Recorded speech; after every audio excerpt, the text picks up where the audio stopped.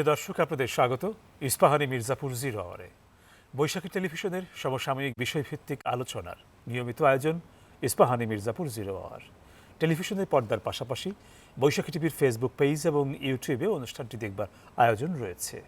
প্রতিদিনের মতো আজও নির্ধারিত একটি বিষয়ে কথা হবে আমন্ত্রিত দুই অতিথির সঙ্গে।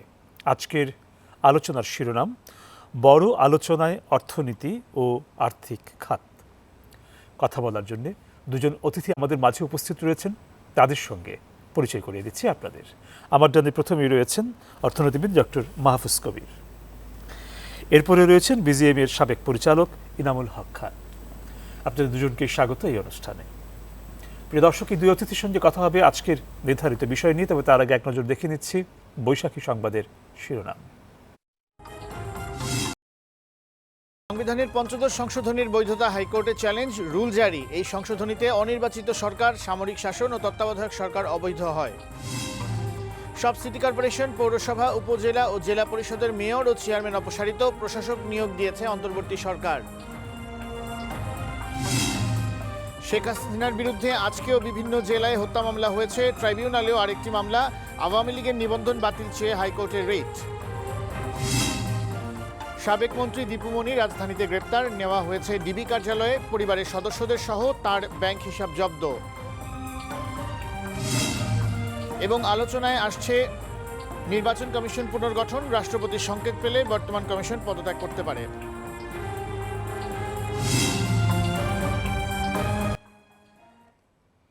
দেখছিলাম বৈশাখী সংবাদের শিরোনাম, যাচ্ছি আলোচনায় আজকের দুই অতিথির সঙ্গে। অন্তর্বর্তীকালীন সরকার গঠিত হওয়ার পরে যে জায়গাগুলোতে বাড়তি মনোযোগ বা দ্রুত মনোযোগ দেওয়া হচ্ছে, তার অন্যতম একটি হচ্ছে আর্থিক খাত, আমাদের সামগ্রিক অর্থনীতি। এবং এখানে বেশ কিছু পদক্ষেপের কথা আমরা শুনতে পেয়েছি। যদি সবশেষ তৎপরতা সম্পর্কে যদি আমরা একটা ধারণা পেতে পারি, সেটা হচ্ছে প্রধান উপদেষ্টা ডক্টর মোহাম্মদ ইউনূসের সঙ্গে যে গভর্নর আহসান এইচ মানসুর, ওনার যে বৈঠক হয়েছে, সেখানে চারটি বিষয় নিয়ে কথা হয়েছে। একটি হচ্ছে আমাদের আর্থিক খাতের সংস্কারের জন্য একটি রূপকল্প তৈরি করা, ব্যাংকিং খাতের সংস্কারের জন্য একটি কমিশন গঠন করা, এবং মূল্যস্ফীতি একটা কমিয়ে নিয়ে আসা, একটা সহনীয় পর্যায়ে নিয়ে আসা, এবং বৈদেশিক মুদ্রা বাজারে তারল্য বাড়ানো। চারটি বিষয় গুরুত্ব পেয়েছে এই আলোচনাতে। এই বৈঠকের যে বিষয়, সেখান থেকে আমরা ধারণা করতে পারি কোন কোন জায়গায় একদম শুরুতেই পদক্ষেপ নিতে যাচ্ছে এই অন্তর্বর্তীকালীন সরকার। আলোচনাটা শুরু করছি এই খাত এবং এই খাতের সংস্কার সমস্ত বিষয়াশয় নিয়ে। প্রথমেই যাচ্ছি এনামুল হক খান, আপনার কাছে একজন উদ্যোক্তা হিসেবে আমরা শুনব আপনার চাওয়া পাওয়ার জায়গাগুলো, একটু আপনার পর্যবেক্ষণগুলো। ধন্যবাদ। প্রথমে আমি আমাদের আমরা নতুন যে স্বাধীনতা অর্জন করেছি, অসংখ্য শহীদ ছাত্র জনতা রক্তের মাধ্যমে, রক্তের বিনিময়ে আমরা এই স্বাধীনতা অর্জন করেছি। এটার ব্যাপারে আমরা যারা রক্ত দিয়েছেন তাদের সবার রুহের মাগফিরাত কামনা করি এবং সহানুভূতি জানাই। একই সঙ্গে আমি চাই যে যাদের কারণে এই ঘটনাগুলো ঘটেছে তাদের সঠিক তদন্ত হওয়া উচিত, বিচার হওয়া উচিত। এটা দিয়ে আমি আমার বক্তব্য শুরু করছি। আমাদের তো প্রাথমিকভাবে অর্থনৈতিক যে বিপর্যয়ের মাধ্যমে আমরা এই নতুন স্বাধীনতা অর্জন করেছি, আমি জানি না এটা কোন পথে যাচ্ছে। অত্যন্ত আতঙ্কের ব্যাপার। আমরা যারা ইনভেস্ট করেছি, আমরা যারা এন্টারপ্রেনার, আমরা মনে করি যে আমাদের ইনভেস্টমেন্ট সবগুলো একটা বিপজ্জনক অবস্থায় চলে আসছে। তবে একই সঙ্গে আমরা আশাবাদী যে আমাদের যে নতুন সরকার অত্যন্ত সুনামের সঙ্গে আমি মনে করি তারা শুরু করেছে। বিশ্বব্যাপী ডক্টর ইউনূসের, আমাদের যে প্রধান উপদেষ্টা, ওনার যে সম্মান, এটা আমরা পুঁজি করে আমরা আগাইতে পারি। পুঁজি করে খারাপ সেন্সে না, ভালো সেন্সে বলছি, যে আমরা এটাকে কাজে লাগিয়ে আমাদের যে অর্থনৈতিক যে একটা বিপর্যয়, এই বিপর্যয় থেকে বেরোয় আসার জন্য আমরা ওনার সাহায্য নিতে পারি। ওনার যে আন্তর্জাতিক খ্যাতি, এই খ্যাতিটা আমরা অবশ্যই আমাদের এই কাজে লাগবে। এবং আমরা প্রাথমিকভাবে যেমন মনে করি যে আমাদের ব্যাংকিং খাতটা প্রথমেই আমাদের ধরতে হবে। এই ব্যাংকিং খাতটা যদি আমরা এখন না ধরি, তাহলে আমাদের সমস্ত অর্জনগুলো সব হারিয়ে ফেলবো আমরা। ব্যাংকিং দিয়ে আমরা শুরু করতে হবে, এরপরে ধরেন এক একটা করে সেক্টর আমরা ধরবো। বাট আমি মনে করি ব্যাংকটাকে যদি আমরা ঠিকভাবে পুনর্গঠন করে ফেলতে পারি তাহলে কিন্তু ভালো একটা মানে আমাদের ভবিষ্যৎ। শুধু একটা আতঙ্কের ব্যাপার হচ্ছে আজকে যে 6টা ব্যাংক তাদের কার্যক্রম প্রায় বন্ধ করে দিল, এস আলম গ্রুপের মালিকানায় যে 6টা ব্যাংক, এই 6টা ব্যাংক মানে ব্যাংক তো এস আলম গ্রুপ টাকা সরিয়ে ফেলেছে বা কিছু একটা হয়েছে, কিন্তু এই ব্যাংকের সাথে যারা আমাদের এক্সপোর্টার্স বা যারা ব্যবসায়ী ব্যাংকের সাথে জড়িত, যারা already attached with the bank, তারা তো সবাই হাহাকার অবস্থা, তাদের কিভাবে ব্যবসা হবে। আমাদের প্রথম বা প্রাথমিক কাজ হচ্ছে এই 6টা ব্যাংকে, স্পেশালি আমরা যারা আরএমজি আছি, আরএমজি যারা গার্মেন্টস ওনার্স আছে, তাদের যারা এই ব্যাংকগুলোর সাথে সংশ্লিষ্ট, তাদেরকে একটা এসকেপ দিতে হবে। তারা অন্য ব্যাংকে শিফট করা পর্যন্ত তাদের ব্যবসা যেন চালিয়ে যেতে পারে, আর তা না হলে আমাদের এই আরএমজি কমিউনিটিতে একটা বিপর্যয় চলে আসবে। এটা আমি মনে করি যে প্রাথমিকভাবে আমাদের ব্যাংকিং এবং আরএমজির দিকে আমাদের খেয়াল রাখতে হবে, বিকজ 84% অফ ফরেন এক্সচেঞ্জ আমরা এই খাত থেকে পাচ্ছি। আপনার এই সম্পর্কিত আরও যদি কোনো কথা থাকে আর কিছুক্ষণ আপনি বলতে পারেন, তারপরে আমরা যাবো আরেক অতিথির কাছে। আচ্ছা, এখন আমাদের এই যে খাতটা যে আমাদের এই যে গার্মেন্টস খাত, এটা আমরা অনেকগুলো সমস্যা আমরা লাস্ট 2 মাস ধরে ফেস করেছি। অনেকগুলো ফ্যাক্টরিজ আমাদের এক্সপোর্ট করতে পারে নাই বা আমাদের এক্সপোর্ট ডিলে হয়েছে। আমাদের ছোট ছোট ফ্যাক্টরি বা অনেক ফ্যাক্টরি আমাদের ডিসকাউন্টের সম্মুখীন হয়েছে, মাল এয়ার শিপমেন্টে চলে গেছে। এগুলো আমরা গার্মেন্টসে আমরা জানি যে আমরা যদি দেরি করি শিপমেন্ট টাইম পার হয়ে যায়। তবে সবচেয়ে আনন্দের যে ব্যাপারটা, বা আমি আনন্দ বলবো এই কারণে, বায়ারদের পজিটিভ রেসপন্সটা সত্যিই আমাদেরকে খুব উৎসাহিত করেছে, এবং আমরা মনে করি যে বায়াররা ডিসকাউন্ট হচ্ছে, যেটা খুব অবধারিত ডিসকাউন্ট, সেটাকে তারা বলছে ঠিক আছে ডিসকাউন্ট লাগবে না, বা লাগলেও খুব ছোট্ট একটা নমনীয় একটা ছোট ডিসকাউন্ট দিচ্ছে।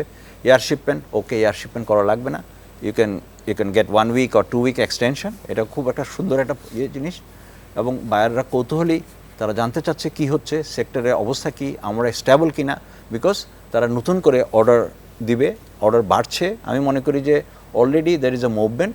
বায়ারদের যে এটাকে বলে আমাদের সাথে যে বিজনেস, যে ওরা যে কৌতূহল জানাচ্ছে, আমাদের উপর জানতে চাচ্ছে আমাদের স্পেস খালি আছে কিনা, তার মানে certainly they are going to increase the orders. আমি মনে করি যে আমাদের সামনে ভালো রকম একটা অর্ডার মুভমেন্ট হবে।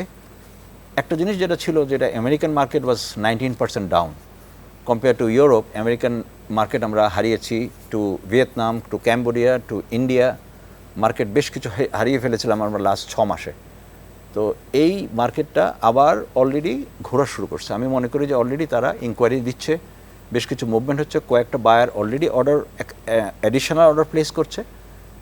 এটা আমাদের জন্য একটা খুবই ভালো একটা গুড নিউজ। ইউএসএ বেসড কিছু গ্লোবাল ব্র্যান্ড তাদের অর্ডার বাড়িয়েছে বলে আমরা শুনতে পেয়েছি। গ্যাপ তো সার্টেনলি বাড়িয়েছে, আরও তিনটা বায়ার একই সঙ্গে তাদের বাড়িয়েছে অথবা বাড়ার ইন্টেন্ট দেখাচ্ছে, which is a good sign and which is a good ইয়ে। এবং একই সঙ্গে আমি যেটা মনে করি যে doctor Yunus being a very good brand, আমরা ডক্টর ইউনুসকে যদি আমরা ব্যবহার করে, আমেরিকান গভর্নমেন্ট আমাদের 2013 সালে আমাদের জিএসপি বা জেনারেলাইজ সিস্টেম অফ প্রেফারেন্স, জিএসপিটা বন্ধ করে দিয়েছিল, সেটা যদি আমরা রিভাইভ করতে পারি, আমার মনে হয় there is a very good opportunity. এই সময়টা আমরা এটা রিভাইভ করতে পারি। সেটা হলে আমাদের কিন্তু জিএসপি কিন্তু আমাদের ডাইরেক্ট খুব একটা আমেরিকান মার্কেটে বেনিফিট ওইভাবে হয় না, but GSP is a branding, it is a very good country branding. এই ব্র্যান্ডিংটা যদি আমরা অর্জন করতে পারি, আমি মনে করি যে আগামীতে আমাদের আমেরিকান মার্কেট, আমাদের ব্যবসা আরও দ্বার খুলে যাবে। Europe is doing very good, Europe already ভালো করছে এবং আরও ভালো করবে। আমার ম্যাক্সিমাম বায়ার, স্পেশালি বড় বায়ারের মধ্যে H&M, অস্ট্রেলিয়ার কেমার্ট অস্ট্রেলিয়া, এগুলো খুবই ভালো রেসপন্স করছে, এবং এরা বলছে যে আগামীতে আরও বেশি অর্ডার প্লেস করবে, এবং আমাদের গার্মেন্টস ইন্ডাস্ট্রিটা আবার নতুন পুনর্জাগরণ ঘটবে আমি বিশ্বাস করি। ধন্যবাদ আপনাকে, আবারও আসবো আপনার কাছে। যাচ্ছি আরেক আলোচনা, ডক্টর মাহফুজ কবির, আপনার কাছে যে প্রসঙ্গটি নিয়ে কথা হচ্ছিল, যে কোন কোন জায়গাগুলোকে প্রায়োরিটি দিয়েছে বলে আমরা মনে করছি বিভিন্ন তৎপরতার প্রেক্ষিতে, এবং সেইখানে আপনার পর্যবেক্ষণ, আপনার কথা একটু শুনবো। হ্যাঁ, ধন্যবাদ। আপনি খুব গুরুত্বপূর্ণ একটা বিষয়ের আলোচনা করেছেন আজকে, প্রসঙ্গের অবতারণা যেটি হয়েছে, তো সেটি নিয়ে আমরা আসলে অনেক দিন ধরে কথা বলছিলাম। বিশেষ করে আমি ব্যক্তিগতভাবে এই ব্যাংকিং কমিশনের কথা বলছি গত 4 বছর ধরে, এবং এটা আসলে আরও 4 বছর আগে উদ্যোগ নিয়ে তৈরি করা দরকার ছিল। এবং একটা শক্তিশালী ব্যাংকিং কমিশন হলে যেটা হতো যে আমরা এই কোভিড-19-এর সময় যে ধরনের চাপ মোকাবেলা করেছি অর্থনীতিতে, সেটা আরও অনেক সহজ হতো। এবং এই ব্যাংকগুলো অনেক সমস্যার মধ্যে দিয়ে গেছে ওই সময়টাতে। তো এরপরে ঘুরে দাঁড়িয়েছে, কিন্তু তারপরেও দেখা যাচ্ছে যে এই তারল্য সংকট সেটা কিন্তু চলমান রয়েছে। যদিও আমরা একটা ক্রলিং পেগের মধ্যে দিয়ে গেছি 117 টাকা যেটা করেছি প্রতি ডলারের দাম, এবং সেটাকে আরেকটুখানি বাড়ানোর কথা বলা হচ্ছে এখন। যে এখন বিষয়টা এমন যে আরেকটু ফ্লেক্সিবল হলে তাহলে সেক্ষেত্রে দেখা যাচ্ছে যে আপনার এই ফরেন কারেন্সির একটা কিছুটা বাড়বে, যেটার আসলে যে তারল্য সংকটটা মোকাবেলা করার কথা বলা হচ্ছিল এটার জন্য। এটা একটা ইনিশিয়েটিভ। আরেকটা যেটা সেটা হলো যে এই রূপরেখা যেটার কথা বলা হয়েছে যে 100 দিনের জন্য আর কি একটা কর্মসূচি, রূপকল্প একটা হ্যাঁ তৈরি করা। এটা রূপকল্প তৈরি করলে, হ্যাঁ রূপকল্প কি এখন নেই? এখন কিন্তু আছে, কিন্তু সেটা আসলে অনেকটা মধ্য থেকে দীর্ঘমেয়াদী, মানে 2026 সাল পর্যন্ত কি হবে, তো সেটা ধাপে ধাপে কিছু কর্মপরিকল্পনার কথাবার্তা আছে। কিন্তু আসলে 100 দিনটা একটা মাইলস্টোন। আমি মনে করি যে এই সময়ের ভিতরেই মূল ঘটনাগুলো ঘটে যাবে। তো সেরকম কিছু লো হ্যাঙ্গিং ফ্রুট কিছু থাকে, তো সেটা অ্যাচিভ করার জন্য আসলে এই 100 দিনটা খুব গুরুত্বপূর্ণ, যে সময়ে বড় কিছু কাজের ইনিশিয়েটিভ নেওয়া হবে, এরপরে ওগুলো আস্তে আস্তে বাস্তবায়ন করা হবে। তো আমি মনে করি যে এটা অত্যন্ত ভালো একটা উদ্যোগ, এবং এটা আমি আশা করি যে এর মধ্যে কিছু দৃশ্যমান আমরা অগ্রগতি দেখতে পাবো ব্যাংকিং খাতে। আর ইতিমধ্যে আমরা যেটা দেখতে পেয়েছি যে একটা আতঙ্ক তৈরি হয়েছে, সত্যি কথা, যে ইতিমধ্যেই আসলে খবরটা চলে গেছে যে এস আলম গ্রুপের হাতে বড় বড় ব্যাংকগুলো, ইসলামী ব্যাংক থেকে শুরু করে আরও অনেকগুলো ব্যাংক রয়েছে, এবং সেই ব্যাংকে যেমন ইসলামী ব্যাংক সেটা কিন্তু মানে সবচেয়ে বেশি তারা রেমিনেন্স নিয়ে আসতো, এক্সপোর্ট আর্নিং সেখানে আসতো, বা পুরো ট্রেডটা ওইটার মধ্যে হতো। এবং যেটা হয়েছিল যে আইডিবি থেকে শুরু করে অনেক বড় বড় যে গ্লোবাল যারা প্লেয়ার তারা কিন্তু এটার শেয়ার হোল্ডার ছিলেন, তো তারা চলে গেছেন আস্তে আস্তে, এবং এটা রুগ্ন একটা ব্যাংক হয়ে গেছে। তো এখন এই অবস্থায় যেটা হয়েছে, মানে আমি আজকে নিজেই বলেছি আর কি আরও কয়েকটা জায়গাতে, যে আসলে এটার যে লেনদেন বা এখানকার যে ঋণ সেটা পুরোপুরি বন্ধ করা ঠিক হবে না। এমন একটা ব্যবস্থা থাকতে হবে, যাতে গেটওয়ে থাকতে হবে, যাতে করে এই স্বাভাবিক লেনদেন হয়, কিন্তু যাদের সঙ্গে একটু সমস্যা রয়েছে, মানে এই অর্থ অন্যদিকে চলে যেতে পারে, তো সেই জায়গাগুলো তো আসলে বাংলাদেশ ব্যাংক জানে। তো সুতরাং সেই জায়গাগুলো আসলে এটা অফ করে দিয়ে অন্য জায়গাগুলোতে যাতে স্বাভাবিক যে লেনদেন বা ঋণ দেওয়ার যে বিষয়টা বা ফরেন ট্রেড সেগুলো যেন চালু থাকে, তাহলে সেই ক্ষেত্রে আতঙ্ক ছড়াবে না। এই মুহূর্তে আমাদের আসলে এই বিজনেস কনফিডেন্সটা সবচেয়ে ইম্পর্টেন্ট। বিজনেসম্যানদের মধ্যে যদি আতঙ্ক তৈরি হয়, ট্রেডারদের মধ্যে আতঙ্ক যদি তৈরি হয়, তাহলে সেক্ষেত্রে কিন্তু এই যে আমরা যে সমস্ত ভালো উদ্যোগ নিচ্ছি, এই যে সুশাসন প্রতিষ্ঠা করার প্রথম ধাপ কিন্তু এখন আমরা অতিক্রম করছি। তো এই অবস্থায় কোনো ধরনের অস্বস্তি, আতঙ্ক, অনিশ্চয়তা সেগুলো তৈরি হতে দেওয়া যাবে না। তো সুতরাং ওই জায়গাতে আমি মনে করি যে নিশ্চয়ই বাংলাদেশ ব্যাংকের গভর্নর উনি চিন্তা করছেন, এবং অর্থ উপদেষ্টা রয়েছেন, পরিকল্পনা উপদেষ্টা রয়েছেন, এমনকি মাননীয় প্রধান উপদেষ্টা এই বিষয় নিয়ে অত্যন্ত সচেতন। তিনি নিজেও একজন অর্থনীতিবিদ। হ্যাঁ, তো এবং এটি ছাড়া আরেকটা বিষয় আছে, সেটা হচ্ছে যে একটা সময়সূচি তৈরি করা, তো সেটা নিয়েও কথাবার্তা হয়েছে। তো আমি মনে করি যে হ্যাঁ, 100 দিনের পরেও তো আমাদের আসলে কাজ থাকবে, তার কারণ একটা কমিশন যখন তৈরি হবে, তার মানে হলো যে কমিশন, আমরা আশা করি যে একটা স্বাধীন কমিশন হবে, তার কারণ বাংলাদেশ ব্যাংক হচ্ছে ফার্স্ট পার্টি, তার পক্ষে আসলে সব কিছু বোঝা সম্ভব নয়। এখন একটা কমিশন যদি ইন্ডিপেন্ডেন্ট হয়, তাহলে সেক্ষেত্রে কী করবেন, উনি কিন্তু পুরো সেক্টরের বাইরে থেকে সেক্টরটাকে দেখবেন, যে ব্যাংকিং খাতের মধ্যে রয়েছে বা আর্থিক খাতের মধ্যে রয়েছে একদিকে সরকারি ব্যাংক, যেগুলো অনেকটাই রুগ্ন, এবং জনগণের যে করের অর্থ সেটা দিয়ে তারা চলে, এবং প্রায় আসলে মূলধনের ঘাটতি হয়। আবার বেসরকারি ব্যাংক, তার মধ্যে অনেক রকমের সমস্যা রয়েছে, এবং তাদেরকে বিভিন্ন ক্যাটাগরিতে ভাগ করা হয়েছে। আমাদের মার্জার অ্যাকুইজিশন এগুলো হচ্ছিল, তো সেগুলো কিন্তু চলমান, সেটা কিন্তু বন্ধ হয়ে যায়নি। এবং এটি ছাড়াও আরেকটা যেটা ঘটনা ঘটেছে, সেটা হচ্ছে যে অনেক টাকা বেহাত হয়ে গেছে।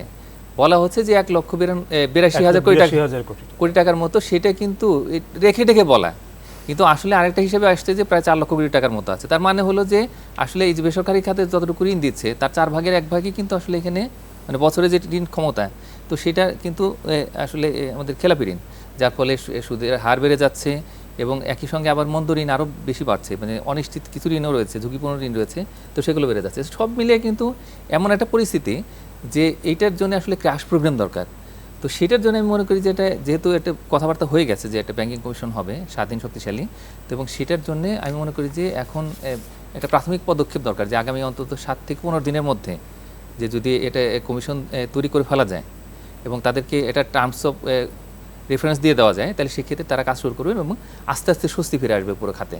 আচ্ছা, এবং আমাদের ওই যে মূল্যস্ফীতির বিষয়েও একটু কথা হয়েছে, সেই জায়গাটাও একটু আলোচনা করতে চাই। কারণ হচ্ছিল ব্যবসায়ীদের, ধরেন যে এটা একটা খাত, তারা কোনো না কোনো খাতের সঙ্গে সংশ্লিষ্ট, বিনিয়োগ করছেন, বাণিজ্য করছেন, কিন্তু যেটা হচ্ছিল একদম সবার, মানে ঘরে ঘরে যে ব্যাপারটা, সেটা হচ্ছিল যে মূল্যস্ফীতির ছোঁয়াটা একদম ঘরে ঘরে। তো সেই জায়গাতে মূল্যস্ফীতির জায়গাটাকে একটা সহনীয় জায়গায় রাখা, একটা কমিয়ে নিয়ে আসা, সেই রকম আলোচনা হচ্ছে। আমরা অন্তর্বর্তীকালীন সরকার গঠন হওয়ার পরে এখনকার যে চিত্রটা আপনার চোখে সেটা কেমন পড়ছে, ধরা পড়ছে? হ্যাঁ, আসলে এক ধরনের আশাবাদ হয়তো ব্যক্ত করা হচ্ছিল বিভিন্ন জায়গা থেকে, যে আসলে তো আগে ঘাটে ঘাটে চাঁদাবাজি ছিল, এবং এই পরিবহনের যে চাঁদাবাজি এবং আরও নানা রকমের যে সমস্যা, তো সেটার কারণে দেখা যেত যে খুচরা বাজারে জিনিসপত্রের দাম অনেক বেশি ছিল। তো এখন যেহেতু চাঁদাবাজিটা সেই অর্থে নেই, তার মানে হলো যে খুচরা বাজারে আসলে এর প্রভাব পড়বে, কিন্তু আলটিমেটলি দেখা গেলো যে সেই প্রভাবটা পড়ছে না। তার মানে এখনও পর্যন্ত কিন্তু বাজারে এই অদৃশ্য যে একটা শক্তি, সিন্ডিকেট বলে যেটাকে, তো সেটা কিন্তু এখনও চলমান রয়েছে। এবং ভোক্তা অধিকার সংরক্ষণ অধিদপ্তরের যে মহাপরিচালক, তিনি কিন্তু বলেছেন যে আমার হাতে তথ্য প্রমাণ রয়েছে, নথি রয়েছে, যে কারা কারা এই কাজগুলো করছে। তো তাদের এই নথিটা নাকি এই শিক্ষার্থীদের কাছে দিয়ে দেওয়া হবে, যাতে করে তারা বাজার মনিটরিং করতে পারেন। আমি মনে করি যে আগে যেটা ছিল যে সেখানে হয়তো মিডিয়া ছিল, এবং একই সঙ্গে যে আরও যে সরকারের যে প্রশাসন তারা ছিল, বাণিজ্য মন্ত্রণালয় ছিল, তো সবাই মিলে কাজটা করতে। কিন্তু এই শিক্ষার্থী যে একটা বড় শক্তি, তারা কিন্তু আসলে বাজারে ছিল না। তারা গেছে ঠিকই, কিন্তু এই সুফলটা আসেনি। অ্যান্ড মূল্যস্ফীতি যে সবচেয়ে বড় সমস্যা হয়েছে সেটা হলো যে খাদ্য মূল্যস্ফীতি 14% উপরে চলে গেছে, যেটা অনেক বছর পরে কিন্তু এই অবস্থা, এই জুলাই মাসে যেটা হয়েছে। তো এবং এর পাশাপাশি যে খাদ্য বহির্ভূত মূল্যস্ফীতি, সেটাও কিন্তু বেশ এটা মাথাচাড়া দিয়ে উঠেছে, এবং এটা কিন্তু খুবই একটা খারাপ সংবাদ। এবং যে আমরা মোটামুটি 10-এর ঘরেই রাখছিলাম, কিন্তু এটা হঠাৎ করে যে মাথাচাড়া দিয়ে উঠলো, তাতে আসলে বাজারে একটা বড় অস্থিতিশীলতা তৈরি হয়েছে। আমি খুব নিশ্চিত নই যে এটা আসলে সেপ্টেম্বরে বা অগাস্টে এটার অবস্থাটা কী দাঁড়াবে। তো এবং সেই ডিরেকশনটা কিন্তু আমরা পাচ্ছি না, এবং এই অস্বস্তিটা কিন্তু পুরো সারা দেশ জুড়েই আছে, গ্রামেও আছে, শহরেও আছে। এবং এটার জন্য সবচেয়ে ক্ষতিগ্রস্ত হচ্ছে কি, যারা একটু সীমিত আয়ের মানুষ, যারা একটু নিম্ন আয়ের মানুষ, তারা খুবই একটা সমস্যার মধ্যে পড়ে গেছেন, তার কারণ তাদের তো আয়টা বাড়েনি। তো এখন যে এই তত্ত্বাবধায়ক সরকারের সবচেয়ে বড় চ্যালেঞ্জ, যে বাজারে একটা শৃঙ্খলা ফিরিয়ে নিয়ে আসা। আমি কখনোই বলবো না যে আসলে দাম নিয়ন্ত্রণ করা হোক, এখানে বাজার নিয়ন্ত্রণের কথাও আসলে বলা ঠিক হবে না। মূল কাজটা করতে হবে হচ্ছে মূল্যস্ফীতি কীভাবে নিয়ন্ত্রণে নিয়ে আসা যায়, এবং তার জন্য যে বাজার ব্যবস্থাপনার উন্নয়ন, সেটা আরও কীভাবে ভালো করা যায়। তো সেই জায়গাতে একটা কর্মপরিকল্পনা যদি তৈরি করা যায়, তাহলে আমি মনে করি যে এই জায়গাটাতে একটা দৃশ্যমান উন্নতি করা সম্ভব। এবং সেই দিকে কিন্তু ডিরেকশনটা আসছে না। ব্যাংকিং কমিশনের কথা বলা হচ্ছে, কিন্তু এই বাজারটাকে কিভাবে আসলে একটু শৃঙ্খলার মধ্যে নিয়ে আসা যাবে, এই বিষয়টি এসছে, গুরুত্ব পেয়েছে, তার ভিতরে এটিও একটি। এটা এসছে। হ্যাঁ। তো নুরুল খান, আবারও ফিরছি আপনার কাছে। মূল্যস্ফীতি বা এই জাতীয় যে বিষয়গুলো দিয়ে কথা বলছিলেন, ডক্টর মাহফুজ কবির, যদি আপনার কিছু বলার থাকে শুনবো, অথবা অন্য কোনো প্রসঙ্গে যাব। মূল্যস্ফীতি তো আমাদের যেমন 44 লক্ষ শ্রমিক আছে, মূল্যস্ফীতিটা আমাদের জন্য একটা আতঙ্কের ব্যাপার হয়ে দাঁড়িয়েছিল। আমরা যেমন ওয়ার্কারদের বেতন টেতন যত কিছু দেই, কিন্তু এন্ড অফ দ্য ডে ওদের বেতনটা তো ওদের কাজে আসছে না। এই মূল্যস্ফীতিটা ওদের বেতনটা খেয়ে ফেলতেছে, পুরোটাই সেভ করতে পারছে না। সো মালিক হিসাবে আমরা মনে করি, গার্মেন্টসের আমরা যারা এন্টারপ্রেনার আছি, আমরা মনে করি যে ওয়ার্কারদের এই জীবনের একটা স্ট্যাবিলিটি আনতে হলে ওদের এই মূল্যস্ফীতি নিয়ন্ত্রণ করতেই হবে। আমরা বিভিন্নভাবে আমরা ওয়ার্কারদের হেল্প করতে পারি, যেমন আমরা রেশনিং ব্যাপারে আমরা সবসময় বলেছি যে মূল্যস্ফীতি যদি কন্টেইন করতে না পারি, তাহলে কিছুটা রেশনিং করে হলেও কিছুটা তাদেরকে কিছু শান্তি দেওয়া যায় কিনা, অথবা আর কোনো মেজার্স। বাট এই ক্ষেত্রে আমরা গার্মেন্টসের প্রোডাকশন করতে পারি, রেমিটেন্স যারা পাঠায় তারা রেমিটেন্স পাঠাতে পারে, কিন্তু মূল্যস্ফীতি নিয়ন্ত্রণ করতে হবে গুড গভর্নেন্স দিয়ে। আমাদের ঠিক মতো একটা সরকার পরিচালনা করতে হবে, সবাই মিলে একটা সুন্দর একটা অবস্থা সৃষ্টি করবে, যেটাকে আমরা গুড গভর্নেন্স বলি, যেটা আমাদের অভাব লাস্ট 15-16 বছর থেকে। এই গুড গভর্নেন্সেরই অভাব। এই গুড গভর্নেন্সটা যদি আমরা নিয়ে আসতে পারি, অটোমেটিক্যালি দেখবেন মূল্যস্ফীতি থেকে ধরে ব্যাঙ্কগুলো সব লাইনে চলে আসবে, অসৎ ব্যাঙ্কগুলোকে আমরা কারেক্ট করে ফেলবো, অন্যান্য সমস্ত জিনিসগুলো আমরা অত্যন্ত সুন্দরভাবে লাইনে চলে আসবে। আমাদের লাইনে আসার একমাত্র জিনিস হচ্ছে গুড গভর্নেন্স, যেটার অভাব আমরা মারাত্মকভাবে ফিল করেছি। আমি মনে করি যে নতুন যে সরকার এসেছে, এনারা আমাদেরকে একটা নতুন স্বপ্ন দেখাতে শেখাচ্ছে। আমরা স্বপ্ন দেখছি যে আমাদের নতুন সরকার আমাদেরকে একটা সুন্দর একটা ভবিষ্যৎ ওনারা আমাদেরকে উপহার দিবেন। কীভাবে দিবেন? গুড গভর্নেন্স একটা ইম্পর্টেন্ট জিনিস। এই কথা আমরা সবসময় বলি যে stable government versus good government কোনটা? আমরা লাস্ট 16 বছর থেকে শুনে আসছি স্টেবল গভর্নমেন্ট উইথ অল দুর্নীতি, উইথ অল ব্যাংক চুরি, with all the long things, with everything going রং, সেটা হচ্ছে স্টেবল গভর্নমেন্ট। এখন stable government, okay, we all want stable government definitely, but with good governance যদি না থাকে, এই স্টেবল গভর্নমেন্ট মিনস নাথিং। এখন দেখেন, আমরা এক্সপোর্টার, আমাদের যে ডেটা, একটা দেশে ধরেন যদি লেখাপড়াকে আপনি যদি নষ্ট করে দিতে পারেন, দেশটা ধ্বংস হয়ে যাবে, দেশের মূল্যবোধ ধ্বংস হয়ে যাবে, পোলাপান বড় হবে রং শিক্ষা নিয়ে। ঠিক তেমনিভাবে আপনি যদি ডেটায় হাত দেন, ডেটা যদি ম্যানিপুলেট করেন, you are finished with financial, এই প্ল্যানিং, স্ট্র্যাটেজি, এভরিথিং নষ্ট হয়ে যাবে। আমরা অবলীলাক্রমে ডেটা ম্যানিপুলেশন দেখলাম, আমাদের দেশে সবাই ডেটা ম্যানিপুলেশন করছে। হঠাৎ করে আমরা জানতে পারলাম কিছুদিন আগে, আই থিঙ্ক 4-5 months ব্যাক, আমরা জানতে পারলাম $10 billion হিসাব পাচ্ছি না, আমরা নাই, $10 billion নাই। মানে কি? আমরা তো what is going on, $10 billion নাই মানে কি? এটা নাই অঙ্ক কষে দেখা গেল আসলেই নাই। এটা এতদিন থেকে আমাদের দেখানো হচ্ছে এক্সপোর্ট, আমরা ডাটা ম্যানিপুলেট করে, ইভেন আমি ব্যক্তিগত আমার প্রশ্ন, আদমশুমারি হচ্ছে, আমাদের যে জনসংখ্যা আমরা শো করলাম, এই জনসংখ্যা কি আসলে আমাদের এই জনসংখ্যা? আমার কাছে মনে হয় যে we have hidden 1 or 2 crore আমরা হাইড করছি। আমাদের এই জনসংখ্যা আরও বেশি যদি জনসংখ্যা হয়, আমাদের জিডিপি কমে যাবে। তাহলে আমার বড় জিডিপি আমি শো করতে পারবো না, আমার জনসংখ্যা কম থাকবে, জিডিপি বড় হয়ে গেল। $10 billion আমি বেশি দেখাচ্ছি। এখন তো $10 billion জন্য তো আমি এলডিসি গ্র্যাজুয়েশন ইন ডেঞ্জার, আমাদের অঙ্ক মিলতেছে না। $10 billion যদি না থাকে, আমি এলডিসি গ্র্যাজুয়েশন যে করবো, we are not ready for LDC graduation.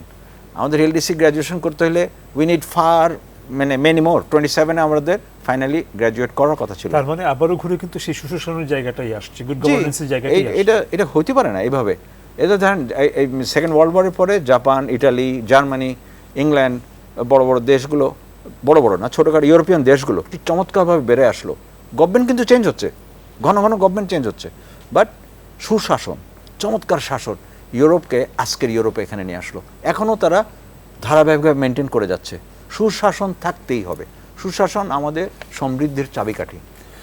আমাদের বিরতির সময় হয়ে গেছে, আবারও ফিরবো আপনাদের কাছে বিরতির পর। প্রিয় দর্শক, সময় হয়ে গেল ইস্পাহানি মির্জাপুর 0 আওয়ারে একটি বিরতির।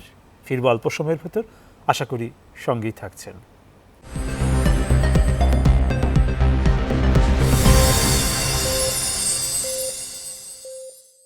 প্রিয় দর্শক, আপনাদের আবারও স্বাগত ইস্পাহানি মির্জাপুর 0 আওয়ারে। ধন্যবাদ বিরতির সময়টুকু আমাদের সঙ্গে থাকার জন্য। ফিরছি আলোচনায় আজকের 2 অতিথির সঙ্গে আবারও। ডক্টর মাহফুজ কবির, এবার ফিরছি আপনার কাছে। একটু শুনতে চাই আমাদের শেয়ার বাজারের বর্তমান পরিস্থিতি সম্পর্কে। শেয়ার বাজারের পরিস্থিতি অনেকে উত্থান পতনের মধ্যে দিয়ে যাচ্ছে। এই অন্তর্বর্তীকালীন সরকার গঠিত হওয়ার পরপর আমরা কিন্তু শেয়ার বাজারে খুব বড় ধরনের একটা উত্থান আমরা দেখেছি। হ্যাঁ, ওটা দেখেছি, কিন্তু আমার কাছে মনে হয়েছে যে এটা ছিল সাময়িক। আমি প্রথম থেকেই বলছিলাম যে আসলে এই যে উঠছে, এটা কিন্তু স্বাভাবিক গতি প্রকৃতি নয়। আসলে সারা পৃথিবীর পুঁজিবাজারগুলোর দিকে যদি আমরা তাকাই, এমনকি ভারত বা যদি সিঙ্গাপুরের কথা ধরি, টোকিওর কথা ধরি, নিউ ইয়র্কে, প্রত্যেকটা জায়গাতেই কিন্তু একটা ট্রেন্ড আছে। সেটা হচ্ছে কি যে আপনার উঠলেও কতটুকু উঠবে। তো এখন যেটা হয়েছে যে হঠাৎ করে কিছু মানুষ এই টাকা নিয়ে এসছে এখানে, এবং এটা হঠাৎ করে তারা একেবারে বিনিয়োগ করে বসছে, কিছু শেয়ার কিনেছে। এভাবে করে দেখা গেছে যে এখানে অনেক, আমার যে ধারণা সেটা হচ্ছে যে অনেক অবৈধ টাকাও এসছে এই সময়ের মধ্যে, এবং তারা কিছু কেনাকাটা করেছে, কেনা বেচা করে বাজারে একটা এক্সপেকটেশন বাড়িয়ে দিয়েছে, মানুষের প্রত্যাশা বেড়ে গেছে, এবং মানুষের কাছে মনে হয়েছে যে এইবার বোধহয় সুদিন ফিরল, যার ফলে আবার তারা কিনেছেন, এবং কেনার পরে দেখা গেছে যে আসলে আর সেই অবস্থাটা নেই। এখন একটা সমস্যা হচ্ছে কি যে প্রশাসক যারা ছিলেন ওই সময়টাতে আসলে তারা অফিস করেননি, তারা কোনো দায়িত্ব নেননি, এবং যেগুলো করেছেন সেগুলো কিছু অনৈতিক কাজও করেছেন। দু একটা শোনা যাচ্ছে যেটি যে কারো একটু ফ্লোট প্রাইসের ক্ষেত্রে একটু চেঞ্জ করেছেন। তো এটা করে কিছু কোম্পানির ক্ষেত্রে সুবিধা দিয়েছেন। তো এই সমস্ত কারণে দেখা গেছে যে মানুষের আস্থা আবার কমে গেছে। তো আবার মাঝখানে যে এখানকার চেয়ারম্যান সেটা নিয়োগ করা নিয়ে যে নাটক হয়ে গেল, তো এটার কারণেও কিন্তু মানুষ আবার এটা অনাস্থায় ভুগেছেন। এখন যেহেতু ফাইনালি এটা নিয়োগ দেওয়া হয়েছে, তো যার ফলে আমার মনে হয় যে এই সপ্তাহের শেষ দিক থেকে হয়তো আবার কিছুটা স্থিতিশীলতা ফিরতে পারে। তবে এখন সবচেয়ে বড় চ্যালেঞ্জ হচ্ছে কি যে পুরো এই যে পুঁজিবাজারটাকে ঢেলে সাজানো, সে যতদিন পর্যন্ত না সাজানো হবে ততদিন পর্যন্ত কিন্তু এই যে পেছনের যারা মানুষ যারা হচ্ছে এই পুঁজিবাজার নিয়ে খেলেন, তারা কিন্তু তৎপর থাকবেন, এবং তারা এখনও আছেন, অতীতেও ছিলেন। তো এই যে পেছনের মানুষদেরকে বা তাদের যে এই যে খেলা, এগুলোকে কঠোরভাবে নিয়ন্ত্রণ করার জন্যে এবং তদারকি আওতায় নিয়ে আসার জন্য আমি মনে করি যে একটা শক্ত প্রশাসনিক কাঠামো দরকার। এটা না হলে মানুষের হতাশা আস্তে আস্তে বাড়তেই থাকবে। মাঝে মাঝে দেখা যাবে যে কিছু মানুষ টাকা নিয়ে আসছেন এখানে, বিনিয়োগ করছেন, কিছুটা হয়তো অস্থিরতা তৈরি করছেন এবং তারা সুযোগ বুঝে আবার শেয়ারগুলো বিক্রি করে দিয়ে পুরো শেয়ার বাজারকে ডাউন করে দিচ্ছেন। তো সেটাই দেখলাম যে এইবার এখন যে গত 2 দিনে যে পরিমাণে আসলে নেমেছে শেয়ার বাজার, শেয়ারের দাম, ইন্ডেক্স কমে গেছে, তো সেটাতে অনেকেই পুঁজি হারিয়েছেন। তো এটা কিন্তু কাম্য নয়। সুতরাং এমন কিছু আইনি কাঠামো দরকার, এটা প্রশাসনিক ব্যবস্থা তৈরি করা দরকার এবং পুরো সিস্টেমকে ঢেলে সাজানো দরকার, যেটি আসলে নষ্ট হয়ে গিয়েছিল গত বেশ 14 বছরে আমি বলবো। তো সেটাকে আবার ঠিক করতে হবে এবং জনগণের যে স্বস্তির জায়গা, তাদের যে প্রত্যাশা এবং তাদের যে আস্থার জায়গা, সেটা ফিরিয়ে আসতে হবে। আমাদের মনে রাখতে হবে যে এই একটা বাজার যেখানে কিন্তু মানুষের প্রত্যাশা ম্যাটার করে। মানে আপনি যদি প্রত্যাশা বা তাদের আস্থা যদি কমে যায়, নষ্ট হয়ে যায়, তাহলে সেই ক্ষেত্রে কিন্তু এই শেয়ার বাজারটা চলবে না। তো সুতরাং একদিকে হচ্ছে আস্থার জায়গা তৈরি করা, অন্যদিকে হচ্ছে প্রশাসনিক কাঠামোটাকে ঢেলে সাজানো। এই দুটো কাজ করলে এখন কিন্তু সেই সুযোগটা এসছে, যদি এটা মানে করতে চাওয়ার আগ্রহ থাকে সেই সুযোগটা এখন আছে কিন্তু। হ্যাঁ, অবশ্যই আছে, কিন্তু এটার জন্য সময় লাগবে। যে অবস্থাটা তৈরি হয়েছে বেশ অনেক বছর ধরে কিন্তু এটা তৈরি হয়েছে। তো এখন এইটাকে ঠিক করার জন্য আমি মনে করি যে পুরো বোর্ডটাকে ভেঙে দিয়ে নতুন করে তাদের যে অন্যান্য যে সমস্ত কর্মকর্তা রয়েছেন, তো তাদেরকে নিয়ে আসতে হবে এবং সৎ মানুষগুলোকে, দক্ষ মানুষগুলোকে বেছে নিয়ে আসতে হবে। এবং এটা নিয়ে আসলে আমি মনে করি যে এই আইনগুলো বা নীতি কাঠামোগুলো তৈরি করা সম্ভব।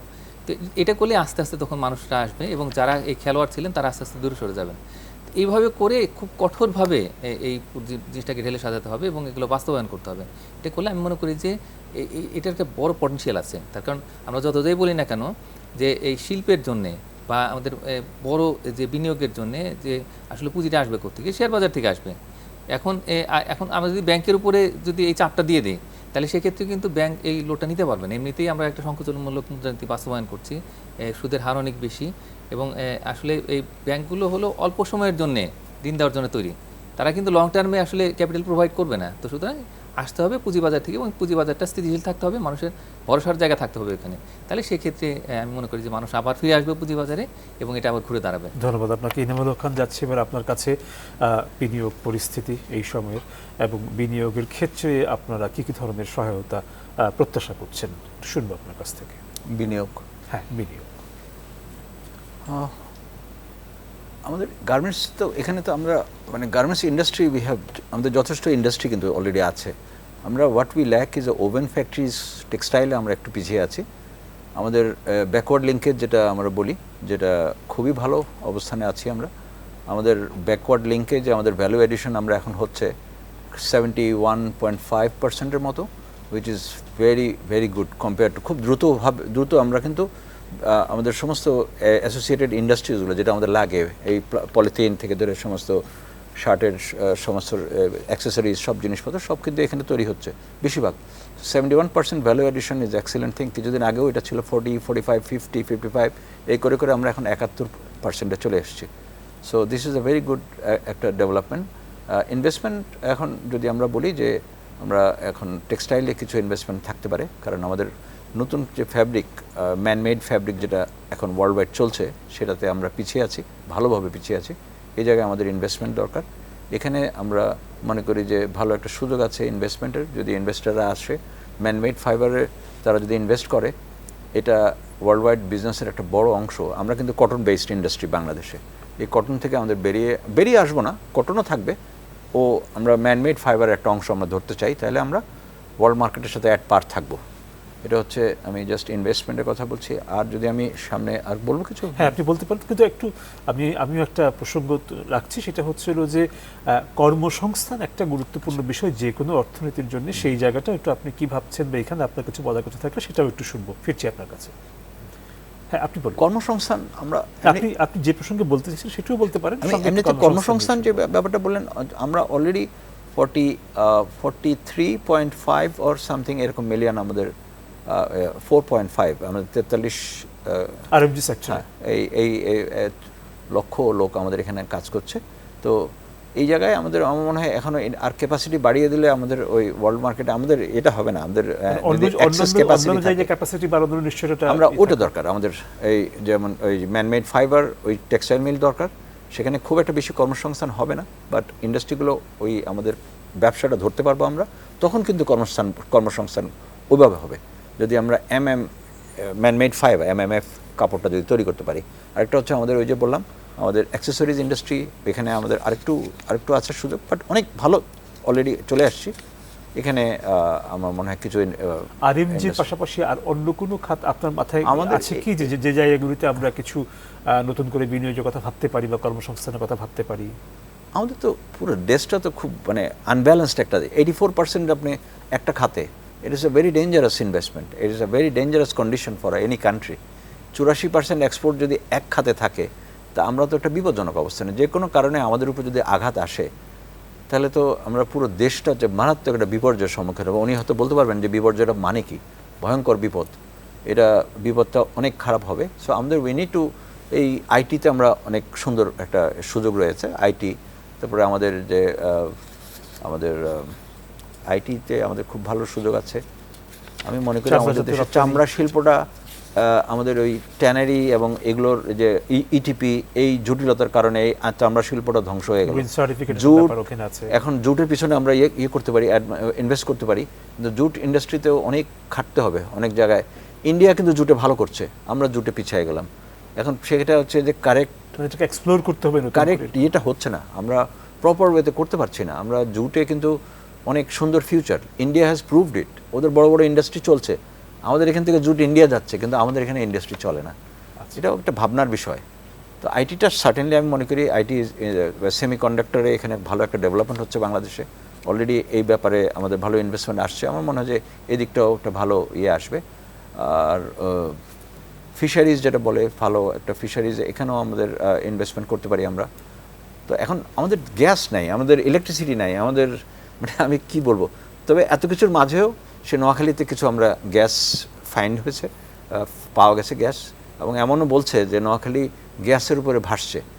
এই গ্যাসের প্রাপ্তি, একই সঙ্গে আমাদের বাংলাদেশের নতুন সরকার, আমি মনে করি যে গ্যাসটা একটা বোনাস হিসাবে আমরা পাচ্ছি। জ্বালানির সত্যিকার আপনারা আসলে আরো মারাত্মক হেল্প হবে যদি আমরা এটাকে প্রপারলি উত্তোলন করতে পারি।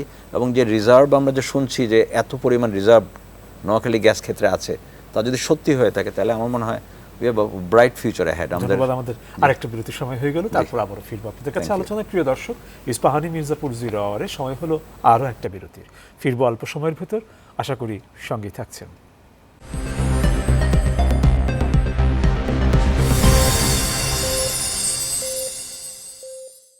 প্রিয় দর্শক, আপনাদের আবারও স্বাগত ইস্পাহানি মির্জাপুর 0 আওয়ারে। ধন্যবাদ বিরতির সময়টুকু আমাদের সঙ্গে থাকার জন্য।